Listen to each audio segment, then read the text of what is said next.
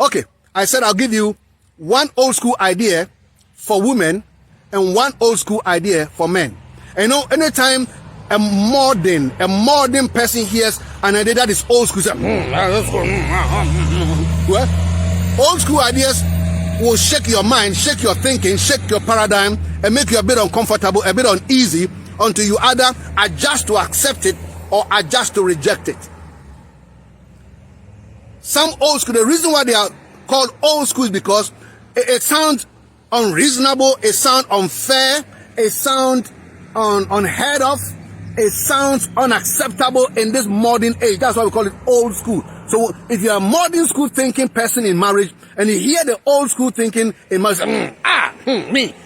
our mothers did that, not me. Our fathers did that, not those are for old people, not me.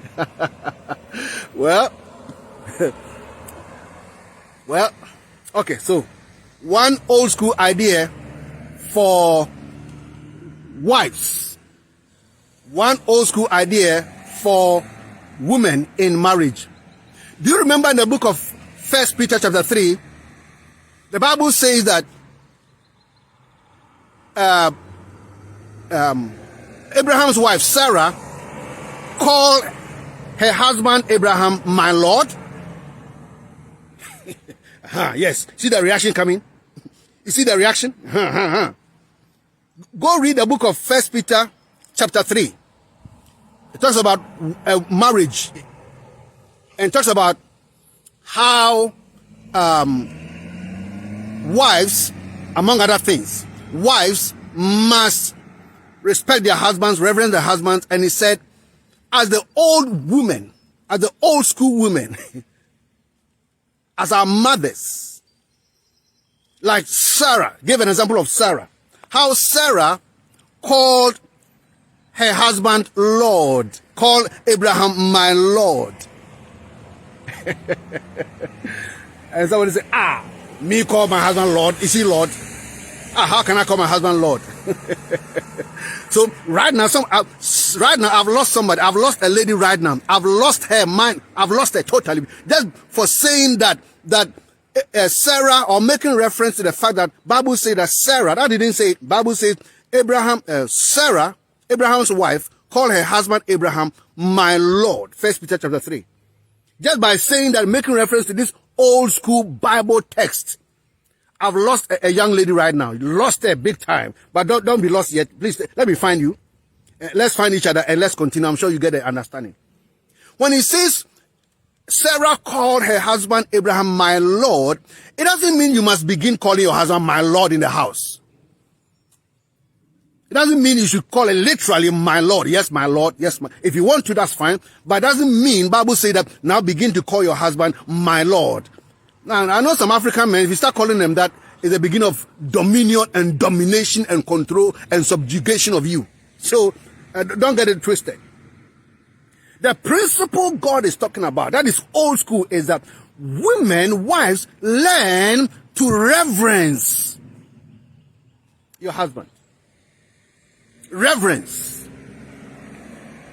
You may call it respect, but to me, reverence is deeper than even respect. And to have reverence in your marriage, you must be intentional about it in your marriage. You must be intentional. Intentionally create that mindset. Create that mindset in you that you accept that it is something necessary to do. It is something vital to do. It is something very important to do. Reverence.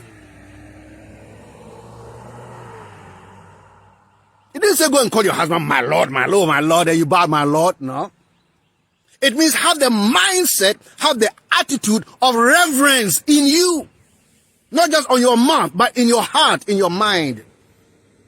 And number two, have the mindset, number one. Have the attitude, number two. Number three, practice it. And to be able to practice it, you must set up certain mechanisms that will ensure reverence in your house. Reasonable reverence, of course. Reverence. That your husband shall know that my wife respects me. Not just because you said it, but he senses it within him. Your husband senses it within him that I know sometimes my wife gets angry, sometimes my wife gets upset, sometimes my wife will counter my ideas, but deep within me, I know that she reverences me. I know that she respects me. I know that a man knows that he knows within him that you do reverence him. So it shouldn't just be by mouth, but by mindset, by attitude, and by practice. And in practice, you must literally, intentionally, and be deliberate in putting some things in. For instance, just for this may sound old school. I'm not saying take this idea, but I'm just giving an illustration. It's like in your house, there's a dining hall table, and I'm sure you have a dining hall table in your house, and there's a chair at the end of the table, one chair at the end of the table, and maybe, just maybe, that's where your husband usually sits to eat. Just maybe. Okay. As a wife, you know what? You can, if you have the mindset, if you have that attitude of reverence, and you've observed that that's the place your husband most of the time sits to eat, either alone or together with the rest of the family, you can create a reverence practice out of that. What does that mean? That you make that chair a special seating place for your husband and the father of the house. And you tell your children, that seat belongs to daddy. Nobody sits there. Okay? Daddy, mommy, why? Well, it's for daddy. He's our boss in the house, and the boss must have his seat, isn't it? Doesn't the president of America have his own seat in the Oval Office? Doesn't the manager that have his own seat in his big air-conditioned office? Okay, let's do that. Let's do that, children. Let's do that. I want us to reverence, I want us to respect and reverence our daddy, okay? He's the boss. He's the head of this house. So nobody sits in that chair. All right? Anytime we're going to eat, you don't sit. Even if you're not eating, don't sit there. It is for daddy. You know what? You are creating an atmosphere of reverence in the home. It doesn't take anything from you. It doesn't take no paycheck from you, no money from, no salary from you. It doesn't take nothing from you, but it's creating an atmosphere of reverence in the house. When your husband sees that, he may probably say something or not say anything, but there's an intrinsic value, inner value that comes to him because he sees that, oh, I'm respected. There's reverence for me. My place in this marriage, my place in this home is recognized and respected. Now, not every man likes that or whatever, but I'm saying that in practice, I'm just giving this as an illustration. You tell your children when daddy's in the house, in the room, this room is between me and daddy. Because of daddy, anytime you're coming here, knock. Even if there's nobody in the room, knock, okay? Because of daddy, knock. Because of daddy, knock. You know what? You're establishing the principles and practice of reverence in the home. You tell the children, this mug or this cup or this glass is for daddy. Nobody uses this glass in this house. Nobody uses this glass in this house. It's only for daddy. This plate is only for daddy. Or this, now these are little things. I'm not saying you should do them, but I'm saying that things like this, you may not necessarily do this in terms of plate and seat or chair or glass. You may not necessarily do that. But I'm saying that the principle, I only use this as an illustration. And you find a way that you do it the way you want to do it in your home, in your family, in your house, in your marriage. Whatever you can choose to do. But let there be a principle of reverence and a practice of reverence. But you cannot do the principle of reverence and the practice of reverence in your marriage if it is not in your mind, if it is not in your attitude. The principle of reverence may sound old-fashioned, old school to many young people today, many young couples today. But I'm telling you, it works. It's been tested and proven. Reverence your husband. Bible says in Ephesians chapter 5, from 24, read down to the end. Let the husband love his wife, and let the wife see to that she reverences. Reverence. Reverence to me is even deeper than respect. You can respect somebody but not reverence the person. God said reverence. And reverence is a word that seems to be going out of fashion these days in many young people's marriages. And unfortunately, some old people have been copying it.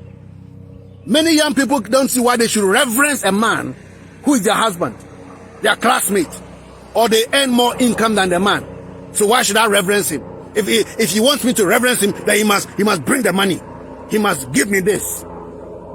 Reverence should not be dependent on anything, on what somebody give or doesn't give. It must be based on principle.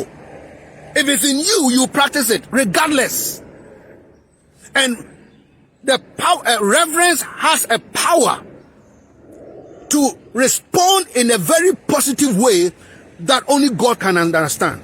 That's why God said, you do it. Reverence. Of course, I'm not saying that when a man is putting a knife on your throat and pulling a gun on you, you must reverence. That's what, you know that's what I'm talking about. Some of you are so argumentative.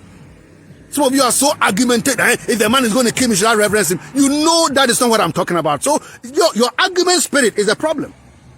Your argumentative spirit sometimes is the problem. You know exactly from where I began and where I've gotten to. I'm never talking about when the man is pulling a gun on you, beating you and slapping you and kicking you and spitting at you. You must reverence him. You know that is not what I'm talking about. That's an extreme. You don't tolerate that. You don't tolerate that, of course. I'm talking about all things being equal. You live and no man is threatening you, pulling a gun on you and all that, and you simply don't want to reverence because you think he's my equal. He's my classmate. I earn more income than him. He did not pay more bills than he does. Okay? Okay, so, reverence in marriage, modern day marriage so-called, present day marriage so-called, reverence, the practice of reverence in marriages today appear to be old-fashioned and old school. But, let's get back to it.